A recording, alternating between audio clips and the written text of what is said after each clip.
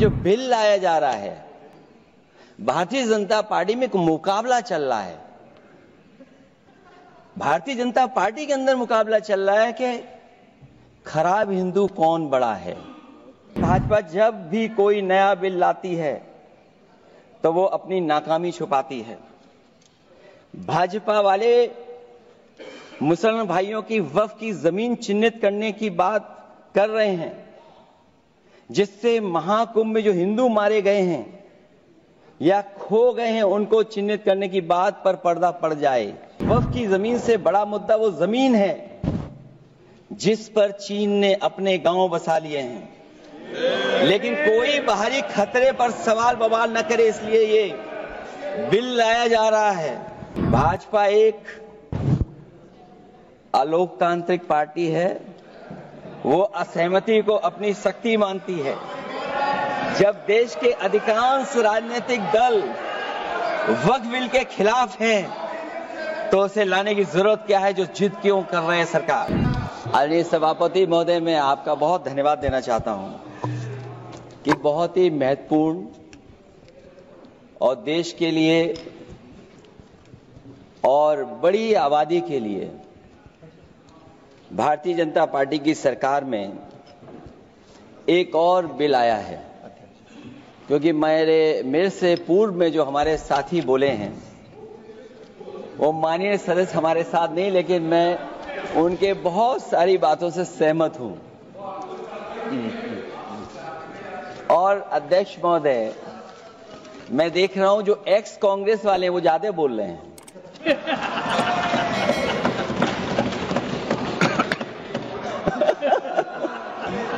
आदरणीय अध्यक्ष महोदय,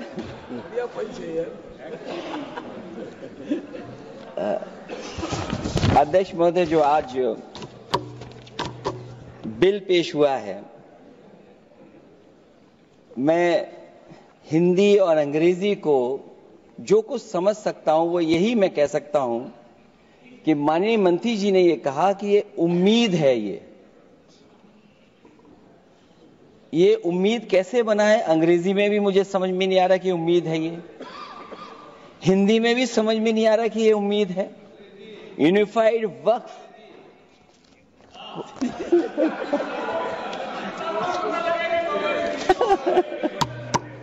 अध्यक्ष महोदय, यूनिफाइड वक्फ मैनेजमेंट अध्यक्ष महोदय, ये अध्यक्ष महोदय,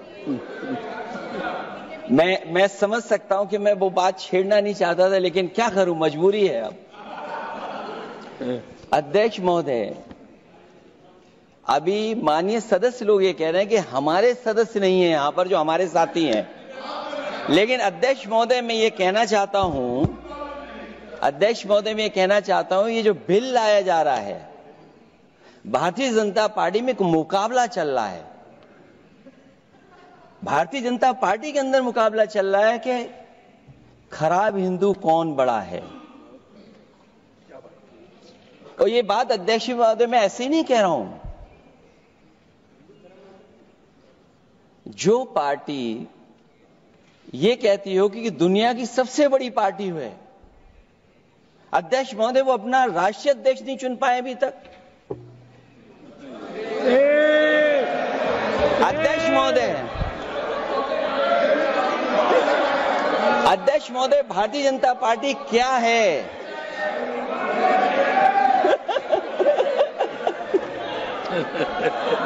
जी मैं अखिलेश जी ने बहुत हंसते हंसते कहा है, इसको हंसते हंसते जवाब देना। इस सामने जितनी पार्टियां हैं उनका राष्ट्रीय अध्यक्ष उन 5 लोगों को ही चुनना है परिवार के। हमें माननीय अध्यक्ष जी करोड़ों सदस्यों में से 12-13 करोड़ सदस्य प्रक्रिया कर कर चुनना है तो देर लगती है। आपके यहां जरा भी देर नहीं लगेगी। मैं कह देता हूं अभी 25 साल तक आप अध्यक्ष हो जाओ, नहीं बदल सकता। अध्यक्ष महोदय, क्योंकि जो बात निकल के आई है वो मैं फिर आगे बढ़ा दूं। अध्यक्ष महोदय, जो बात सोशल मीडिया या और जगह गुपचुप हो रही है, कहीं ऐसा तो नहीं था कि अभी कुछ दिन पहले यात्रा जो हुई है वो कहीं 75 वर्ष की एक्सटेंशन वाली यात्रा तो नहीं थी। अध्यक्ष महोदय, ये जो इस बार जो वक्फ बिल आया है, नाकामी का पर्दा इस बार है वक्फ बिल। और नाकामी कोई एक आध नहीं है, मैं कई नाकामियां बता सकता हूं। अभी मैं माननीय सदस्यों को सुन रहा था, वो पुराने कई बिल उनके बारे में चर्चा कर रहे थे कि कितने प्रोग्रेसिव बिल लेकर के आए हैं। मुझे याद है मैं उत्तर प्रदेश में उस समय था और मुझे लगा कि शायद इनकी वो बात ठीक होगी। एक ये बहुत तैयारी के साथ फैसला लेकर के आए थे और फैसला ये लिया था आधी रात के आज के बाद नोट नहीं चलेंगे, नोट बंद हो जाएंगे। अध्यक्ष महोदय, उस नोटबंदी नाकामी के बारे में भी तो चर्चा हो जाए कि अभी भी न जाने कितनी जगह पर कितना रुपया निकला जा रहा है, कितना निकल करके आ रहा है। केवल नाकामी नोटबंदी की नहीं, नाकामी बेरोजगारी की भी है, नाकामी महंगाई की भी है, नाकामी किसान की आय दोगुनी नहीं कर पाए वो भी इनकी नाकामी है। मुझे याद है एक माननीय मंत्री जी पूरे देश की नदियों के बारे में बीओडी बता रहे थे, लेकिन माननीय मंत्री जी ये भूल गए कि उनके शहर में, उनके क्षेत्र की जो नदी है उसकी बीओडी क्या है। गंगा क्या साफ हो गई, यमुना क्या साफ हो गई, स्मार्ट सिटी क्या बन गई, क्या गोद लिए हुए गांव इन्होंने गोद से उतार दिए, उनकी क्या दुर्दशा है। इसलिए मैं कहना चाहता हूं, ये नाकामी का पर्दा इस बार वक्फ बिल बना है। और सबसे बड़ी बात तो यह है कि जिसके लिए फैसला होना है उसकी बात को अहमियत न देना भी नाइंसाफी है। अध्यक्ष महोदय, नाकामी केवल यहां तक नहीं है। और भारतीय जनता पार्टी क्या है, मैं केवल एक पुरानी घटना याद करता हूं। एक बार फैजाबाद अयोध्या में एक कार्यक्रम था, उसमें बड़ी तैयारी की गई थी और तैयारी के साथ कलाकार मुंबई से बुलाए गए थे। हो सकता है वो सहमति दिल्ली से ना रही हो, केवल लखनऊ की सहमति से हो रहा हो कार्यक्रम। और जब कार्यक्रम की पूरी तैयारी हो गई, भगवान श्री राम बनकर के कोई आ गया, लक्ष्मण बनकर के कोई आ गया, मां सीता भी बनकर के कोई आ गया, हनुमान जी, और भगवान हनुमान भी बनकर के कोई आ गया। लेकिन जब लखनऊ से वो हेलीकॉप्टर उड़ा और अयोध्या पहुंचा तो सब लोग थे, लेकिन उसमें हनुमान नहीं थे। अध्यक्ष महोदय, मैं भारतीय जनता पार्टी के लोगों से कहूंगा कि जानकारी करिए कि आखिरकार भगवान श्री राम थे, लक्ष्मण थे, सीता थी, लेकिन हनुमान क्यों नहीं थे? हनुमान इसलिए नहीं थे, शायद उनकी जात या धर्म कुछ और था। अध्यक्ष महोदय, ये देश मिली जुली संस्कृति से चला है। कुछ हमने सीखा, कुछ उन्होंने सिखाया। और जो लोग ये कहते हैं कि हम सबको बराबरी का हक देते हैं, अभी कुछ दिन पहले ईद निकली है। अध्यक्ष महोदय, वो परंपरा रही है, न केवल मैं जाता हूं बल्कि कोई दल का नेता ऐसा नहीं न जाता हो उस कार्यक्रम में शामिल होने। भारतीय जनता पार्टी के जो मुख्यमंत्री, उप मुख्यमंत्री, वो भी जाते हैं, उप मुख्यमंत्री, सभी धर्मों के नेता आते हैं। लेकिन पता नहीं इस बार क्या साजिश थी, षड्यंत्र था कि वहां पर कुछ पाबंदी लगी हुई थी। अगर किसी कारण पाबंदी लगी हुई थी तो बात समझ में आती है, लेकिन जब जानकारी हुई है, किसी को नहीं पता था कि पाबंदी क्यों लगी है कि आप नहीं जा सकते वहां पर कार्यक्रम में शामिल होने। क्या यही भारत है, यही संविधान हमें रास्ता दिखाता है? अध्यक्ष महोदय, मंत्री जी बताएं हमें, वो खुद भी माइनॉरिटी हैं, भगवान बुद्ध के रास्ते पे चलते हैं। भगवान बुद्ध का रास्ता दूसरा है। हम आपको अपना मानते हैं तब भी जब आप हमारे बहुत सारे ग्रंथों को नहीं मानते हैं, तब भी हम आपको अपना मानते हैं। आप हमारे पुराणों को नहीं मानते हैं, आप हमारे उपनिषदों को नहीं मानते हैं, लेकिन सोचिए, हम हिंदू वो लोग हैं जो आपको स्वीकार करते हैं और गले लगा करके चलते हैं। अब मैं दूसरे धर्म पे नहीं जाऊंगा, कोई नाराज हो सकता है। मैं दूसरे धर्म के बारे में नहीं जा सकता, मैं केवल यही बताता हूं। और मैं उत्तर प्रदेश में, अध्यक्ष जी, जहां से आता हूं, मैं अपमान नहीं कर रहा हूं, मैं सच बोल रहा हूं। और ये बिहार के चुनाव में जो आप कह रहे हैं कि महिलाओं को 2 मेंबर बना दिया, इस बार मैं भी देखूंगा अब आगे भारतीय जनता पार्टी कितनी महिला लोगों को टिकट देंगे वहां पर।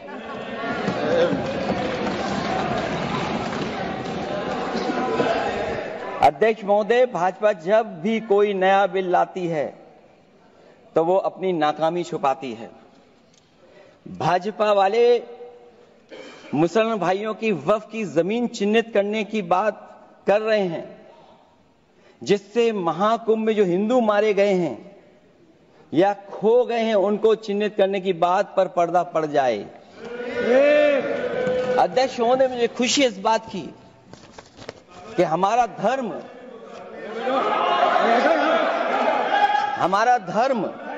अध्यक्ष महोदय, नहीं कुछ कहना चाहते हैं। नहीं प्लीज, तुमको अलाउ नहीं किया। अध्यक्ष महोदय, कुंभ में आस्था सबकी है, कोई ऐसा नहीं जिसकी आस्था ना हो। और कुंभ कोई पहली बार नहीं हो रहा था। ये भारतीय जनता पार्टी के लोगों ने ऐसा प्रचार किया कि 144 वर्षों के बाद पहली बार महाकुंभ होने जा रहा है, और लोग निकल पड़े। सरकार ने कहा कि हमारी तैयारी 100 करोड़ की है।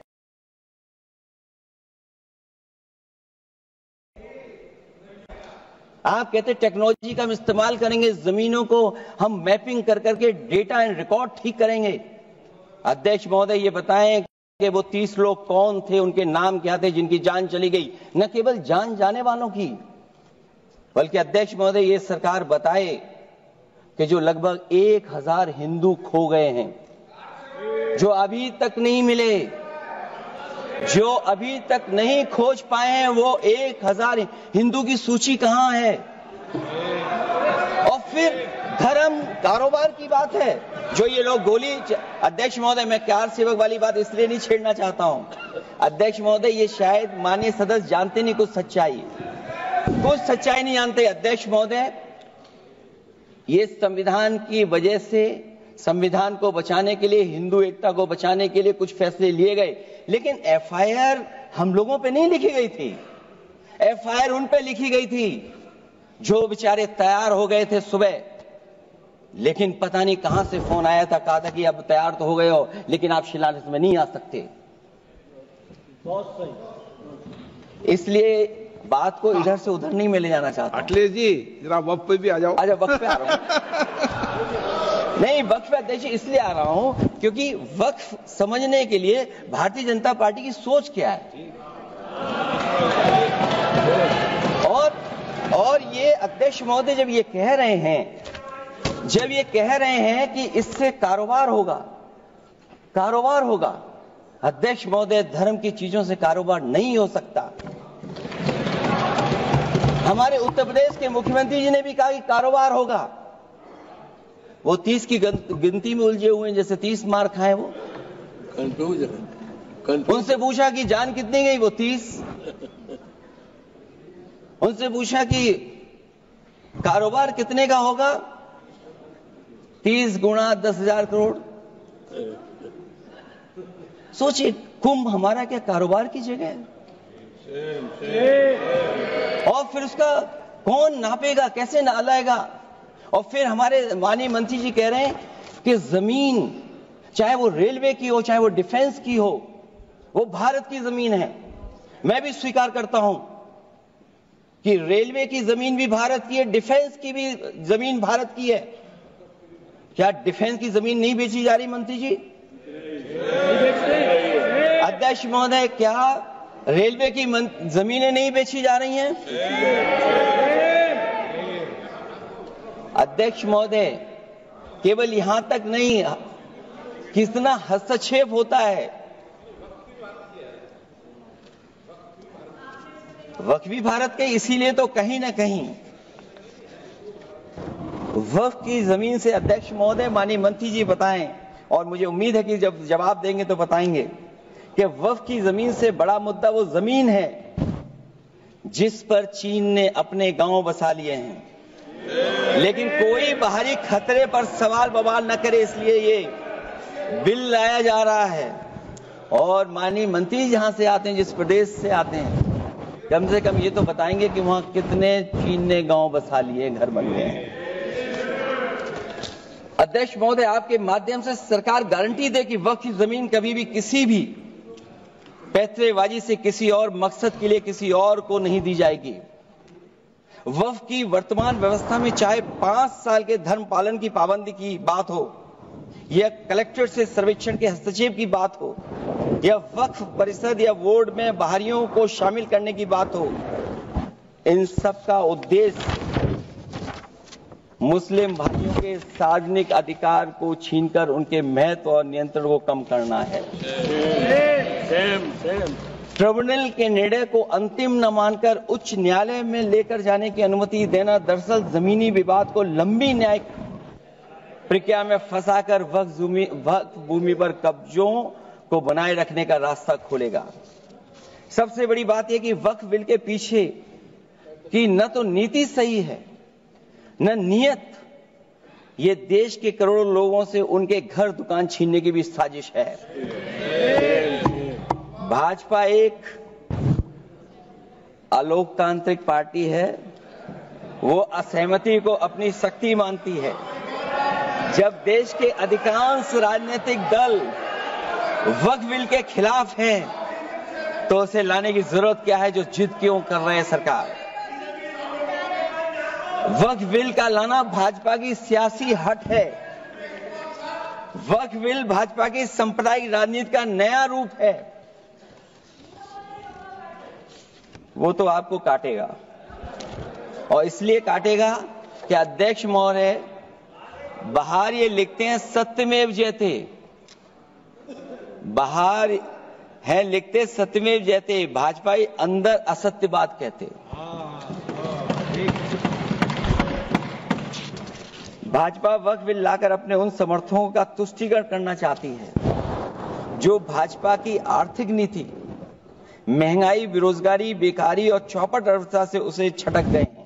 क्योंकि अध्यक्ष महोदय, जब से वोट में गिरावट आई है, और खासकर उत्तर प्रदेश में भी, तब से भारतीय जनता पार्टी की कोशिश है कि अपना वोट कैसे संभाला जाए। ये वोट को संभालने के लिए बिल लाया गया है। भाजपा का लक्ष्य वक्फ की जमीनों पर है।